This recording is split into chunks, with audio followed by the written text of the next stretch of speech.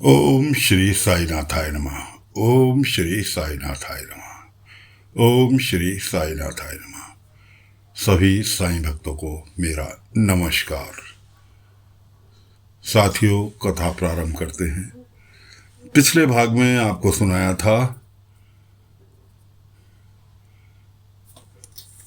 कि शिरडी के अंदर तमाशे वाले आ रखे हैं। गणपत राव उसके मालिक हैं और उनका पहला खेल तमाशा हो भी चुका है, जिसमें कुलकर्णी और कुलकर्णी के बेटे की तारीफ हुई और कुलकर्णी को गणपत राव ने बहुत कहना हड़कान कर दिया अपने थिएटर के अंदर, क्योंकि पहली बात तो कुलकर्णी ने जास्ती की थी, 4 गुना किराया वसूल किया था जगह का, जो कि उचित नहीं था।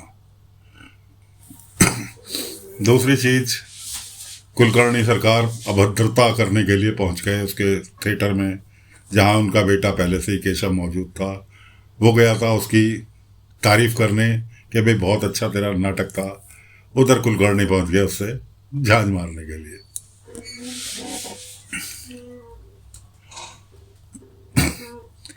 खैर, वहां से दोनों बाप बेटे अपने अपने घर आए।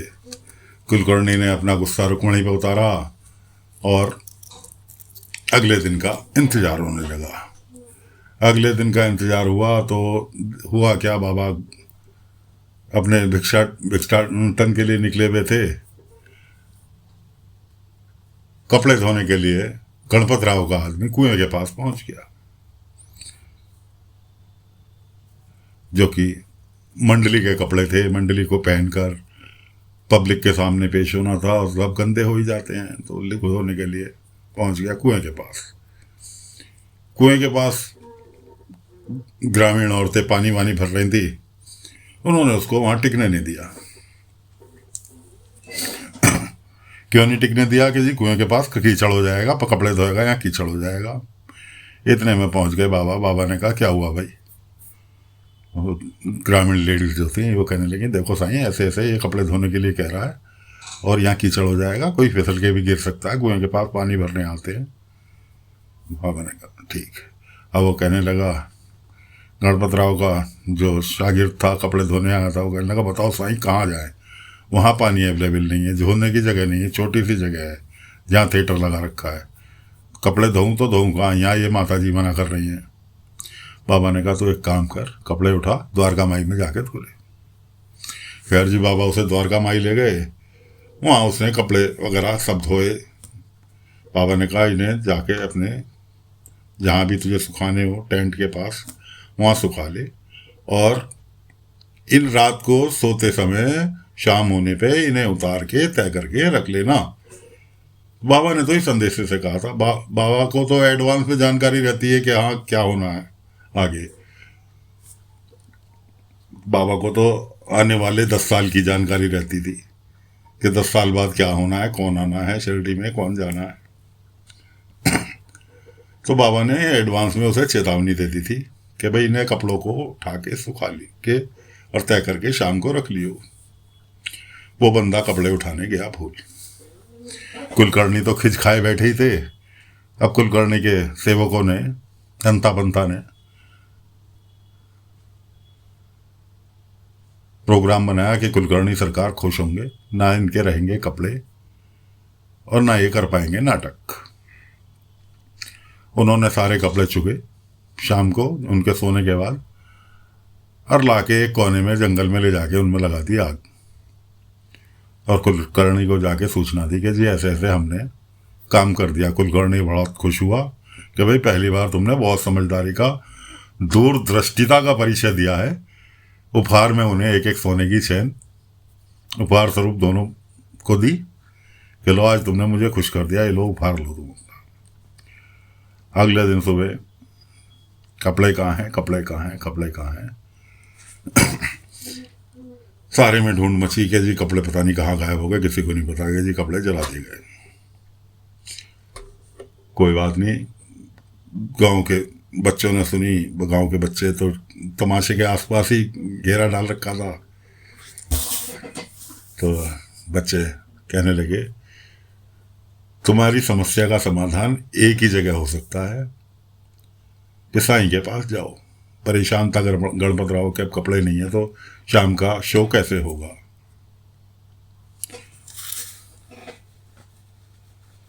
गणपत राव ने जो था, मुनीम उसका कहते कहते थक गया था कि जी पैसे कम कर लो, 1 रुपया टिकट ज़्यादा है बच्चों के लिए, बच्चे नहीं आ पा रहे, इसीलिए 4-5 जने आए थे। खैर गणपत राव ने कि जब तो समझ में नहीं आया, गणपत राव और उसका मुनीम दोनों जने बाबा के पास पहुंच गए। बाबा को समस्या बताई। बाबा ने कहा हाँ तुम्हारी समस्या का समाधान तो हो जाएगा, लेकिन पहले तुम मेरा कुछ काम कराओ, या द्वारका माई की साफ सफाई कराओ। गणपत राव अपनी घमंड में, ऐठ में नानुकुर किया। उनके मुनीम ने समझा कि जैसे कह रहे हैं कर ले, तेरी समस्या का समाधान यही है। खैर जी बाबा ने द्वारका माई की सफाई करवाई गणपत राव और उसके मुनीम से, और उसके बाद कहने के चलो अब चलते हैं तुम्हारी समस्या का समाधान करने। बाबा ने खबर बच्चों के हाथों खबर पहले ही पहुंचवा दी थी। सारे के सारे उसके गांव की औरतें, दर्जी, जितने भी लोग थे सब पहुंच गए उसके थिएटर के, क्योंकि दिन में तो थिएटर चलना नहीं था और दिन का टाइम था। अब गणपत राव परेशान था कि क्या कपड़े पहने जाएंगे, कपड़े के थान मौजूद थे उसमें, लेकिन एक दिन में तो कोई सिल के दे नहीं सकता था। बाबा ने सबको इकट्ठा किया, खबर पहुंचवाई। सारे गांव वाले जितने भी कारीगर टाइप के बंदे थे, जिसमें मालसा आपका बायजामा भी शामिल थी, पाटिल जी भी शामिल थे, बच्चे भी शामिल थे, गांव के दर्जी भी शामिल थे, सभी लोग पहुंच गए। कपड़े के थान निकलवाए और काम में लग गए। 3-4 घंटे के अंदर उन लोग सभी लोगों ने मिलके उनके कपड़े पोशाकें उनकी तैयार की और उनके हैंड ओवर की। बाबा इतने वहां बैठ के तमाशा देखते रहे। गणपत राव की समझ में आया। गणपत राव ने बड़े खुश हो के, बड़े उसमें कि भाई आप लोगों की सहयोग से मेरा काम हो गया, और बाबा का भी शुक्रिया अदा किया कि साईं आपके वजह से। बाबा ने कहा मेरी वजह से कुछ नहीं, ये ग्रामीणों के सहयोग से काम हुआ है, जो भी हुआ है मैंने इसमें कुछ नहीं किया। गणपत राव कहने लगा नहीं साईं, सूत्रधार तो आप ही हो, आप ही के कहने से ये सब इकट्ठे हुए हैं, वरना मैं तो आज थिएटर भी नहीं कर पाता। उसने सभी गांव वालों को बोला कि भाई आज का थिएटर मेरी तरफ से आप लोगों के लिए फ्री। गांव वालों ने कहा नहीं भैया हम नहीं देख रहे फ्री में, तुमने टिकट के पैसे घटा दिए, 10 पैसे टिकट कर दिया, जो 1 रुपया कर रखा था वो टिकट तुमने 10 पैसे का कर दिया, हम टिकट खरीद के ही देखेंगे। खैर सभी गांव वालों ने मनोरंजन का लाभ उठाया, टिकट खरीद के थिएटर देखा, उसका पूरा खचाखच थिएटर गया।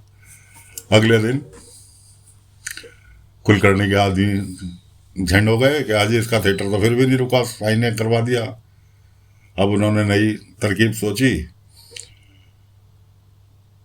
गणपत राव अपने एक आदमी से, जो कि लेडीज का रोल करता था उसके थिएटर में, वो उसकी बीड़ी पीने से परेशान था।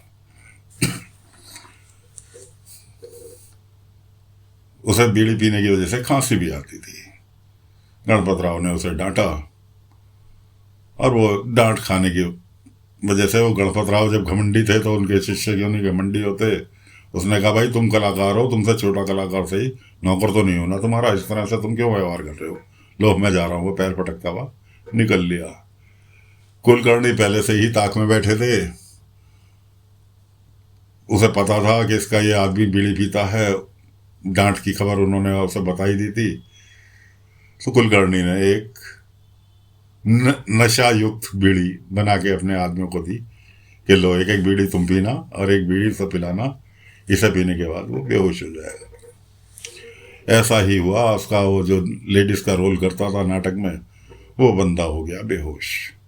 वो उठा के ले गए कुलकर्णी वाड़े में उसे। कुलकर्णी ने खबर भेजी गणपत राव को कि भाई तेरा आदमी हो गया बेहोश, और मेरे से बड़ा कोई वैद्य नहीं है यहाँ पे, और इसे जो है क्षय रोग की बीमारी है, और इसका गांव में रहना ठीक नहीं है, इसलिए इसे घर पहुंचाओ। चलो जी घर पहुंचा दिया गया। अब फिर वही ढाक के 3 पात कि कौन करे कैसे करे।